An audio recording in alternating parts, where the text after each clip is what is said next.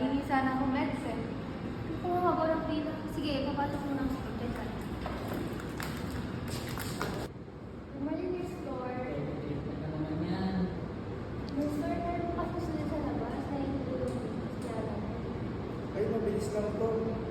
Promise ko, mabilis lang yan. Kailangan ko lang ng medical history para sa pili. Wait lang sila ka. Okay, ito lang muna sa Mark ha. Miss Marta, di ba nagawa siya ng kapila doon? Parang urgent. Eh, bakit nakikita ko ano nangyari sa kanya? Wait lang na, para best friend as kaso marami na yung sila may kailangan.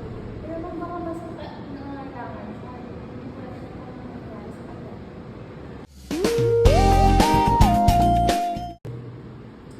Sige anak, papasokay mo na siya. Okay lang ba yun, Mark? Yes po. Unahin mo natin na mas urgent. Baka kasi ano pa mangyari eh.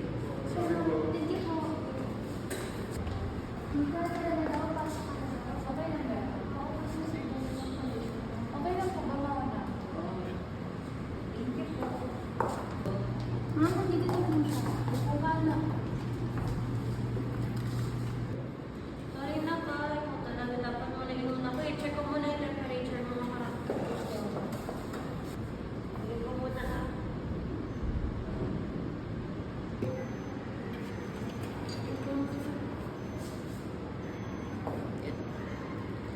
Ay, oo nga. Nakataas nga ng temperature mo. Kuha muna akong gamot ha. Diyan ka lang.